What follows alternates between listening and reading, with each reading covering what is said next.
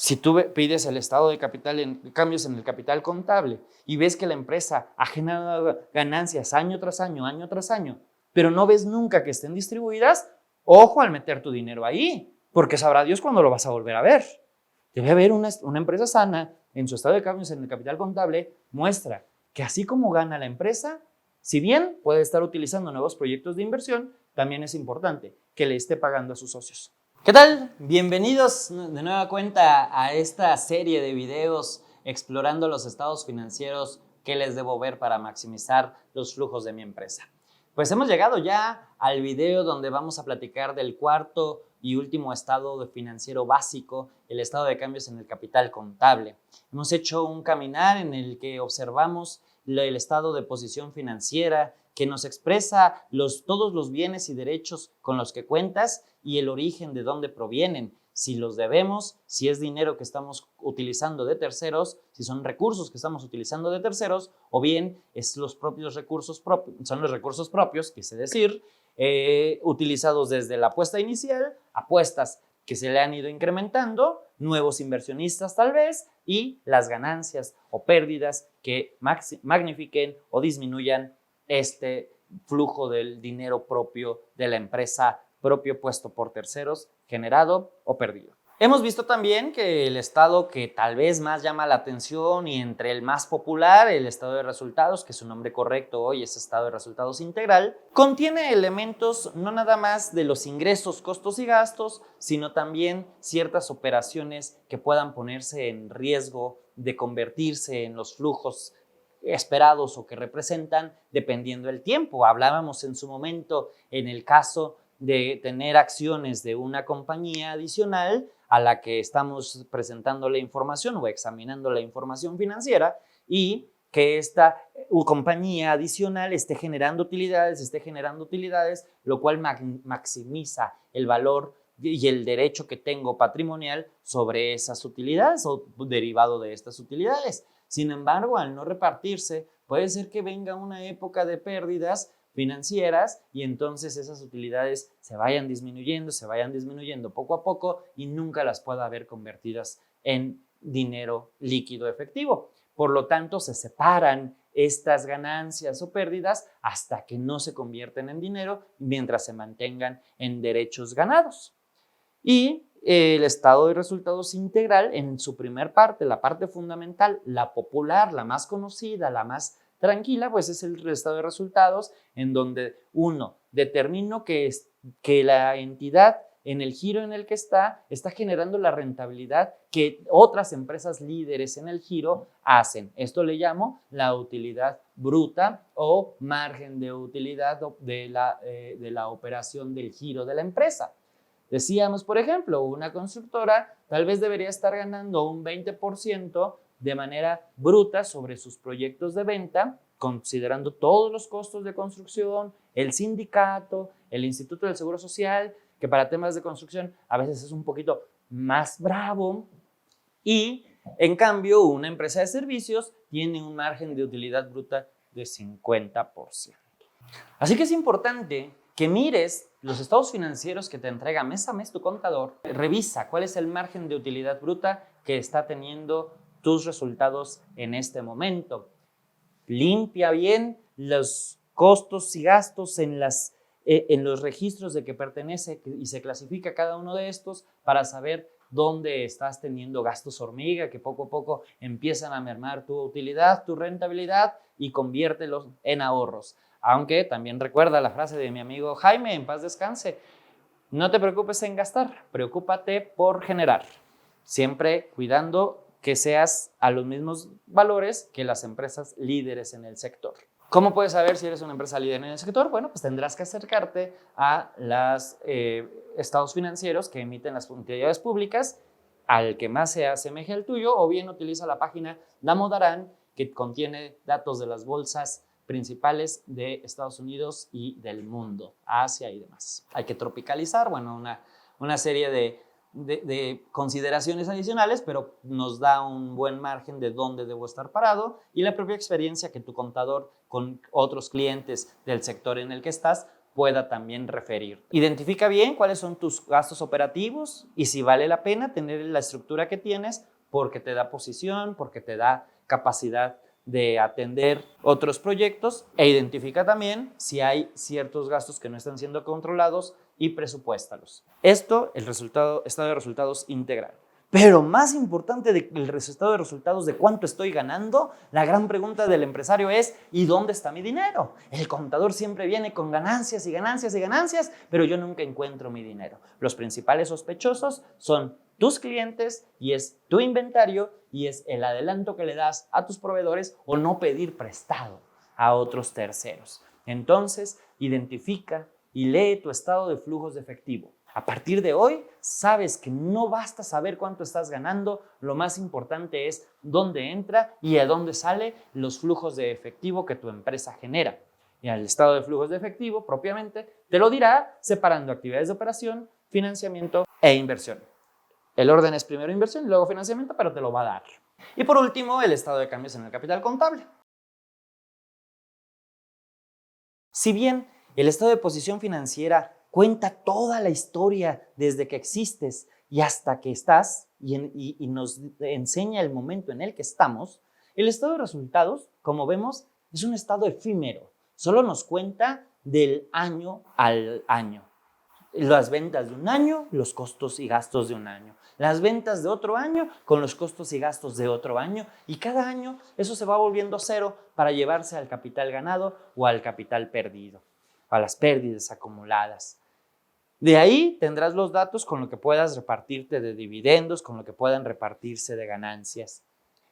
El estado de flujos también es un estado que nada más compara qué sucedió en el año. ¿Cuánto crecieron tus cuentas por cobrar? ¿Cuánto crecieron tus inventarios? ¿Cómo se están moviendo tus proveedores? ¿Cuánto recibiste de nuevas aportaciones de capital? ¿Cuánto recibiste de préstamos?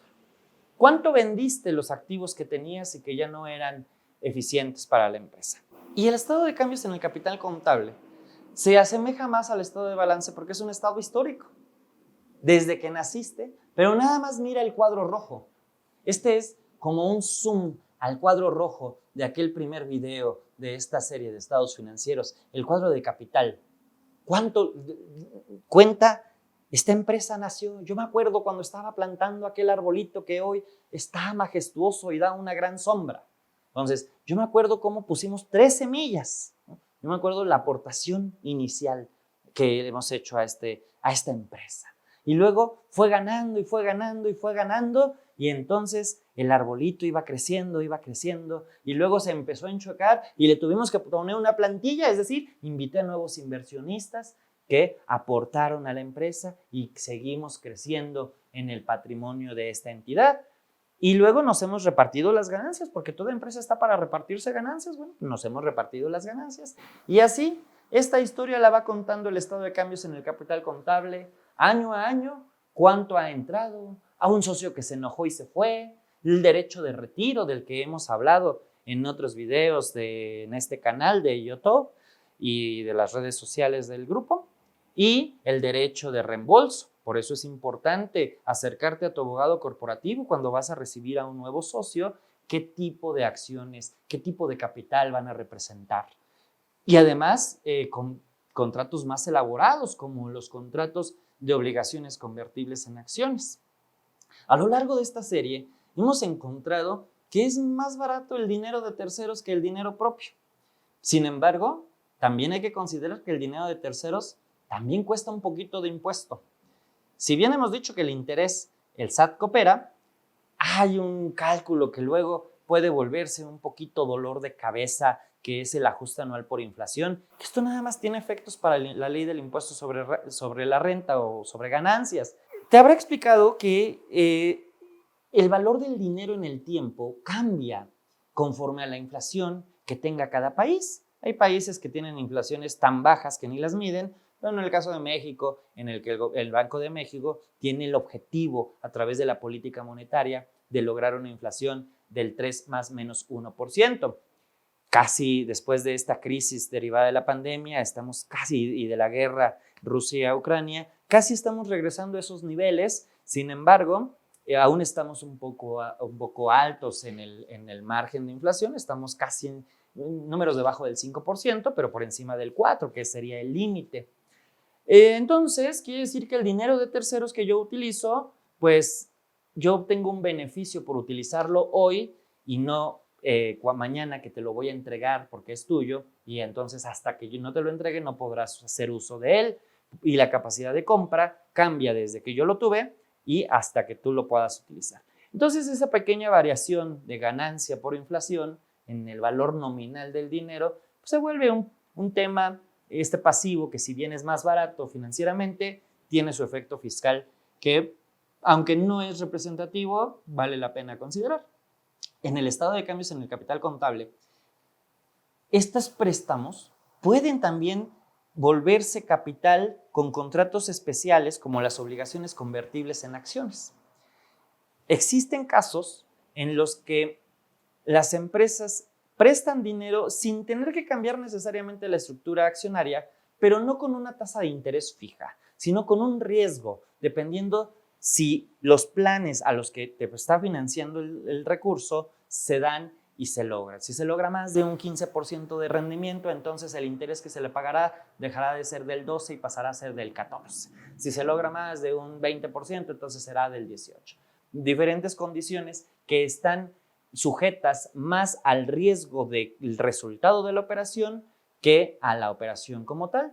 Entonces, sin ser capital propiamente, porque no hay una emisión de acciones, son préstamos que deberían estar en el cuadro azul, pero por la normatividad contable, luego entonces el efecto fiscal que se le debe dar es como si fuera parte del cuadro rojo. Y el estado de cambios en el capital contable no lo mira, porque estrictamente no hay una emisión de capital y sí un financiamiento de terceros que no nos va a costar este ajuste anual por inflación. Entonces, ¿para qué me sirve mirar el estado de cambios en el capital contable? Pues para descubrir cómo se han ido generando las utilidades de la empresa año a año y cuál es el camino en el que estas utilidades se distribuyen. Imagínate que quieres invitar a un nuevo participante a tu empresa, o bien a ti te invitan a participar de una empresa. Si tú pides el estado de cambios en el capital contable y ves que la empresa ha generado ganancias año tras año, pero no ves nunca que estén distribuidas, ojo al meter tu dinero ahí, porque sabrá Dios cuándo lo vas a volver a ver. Debe haber una empresa sana en su estado de cambios en el capital contable, muestra que así como gana la empresa, si bien puede estar utilizando nuevos proyectos de inversión, también es importante que le esté pagando a sus socios. En mi opinión, la autoridad fiscal se ha vuelto tan de forma, tan requisitos de CFDI. Hoy los fiscalistas, un fiscalista es el que te da cursos de la carta aporte, ¿no? O del complemento de pagos y todo eso, que son importantes saberlo y utilizarlo bien en la empresa. Pero el aspecto financiero es el que va a regir. A mí nada más porque no me ha contratado la autoridad fiscal, pues yo lo primero que haría sentándome en la silla de quien hoy ocupa buen rostro, sería: búscame todas las sociedades que no tengan reparto de utilidades en su estado de capital contable y mándales una auditoría. Esas empresas están ganando dinero y quién sabe en qué se lo están gastando o cómo lo están sacando. Las actividades de simulación y esas cosas. Entonces, ojo con una empresa sana, gana dinero y lo reparte, ¿vale? Muy bien, pues estos son algunos elementos que es importante que conserves, que observes, que analices junto con tu contador, que analices junto con algún miembro de tu confianza que pueda ir formando tu consejo directivo y vayas tomando mejores decisiones para el crecimiento económico de tu empresa. Una empresa más sana, una empresa más fuerte, un México más competitivo, una empresa con mejores oportunidades. Muchas gracias por acompañarnos. Deja tus comentarios, preguntas y todas los asuntos relacionados con esto. Bueno, pues muchas gracias por acompañarme. Yo soy Álvaro Vir, presidente de Grupo IPS. No olvides seguirnos para mantenerte en sintonía con nuestras actualizaciones. Hasta la próxima.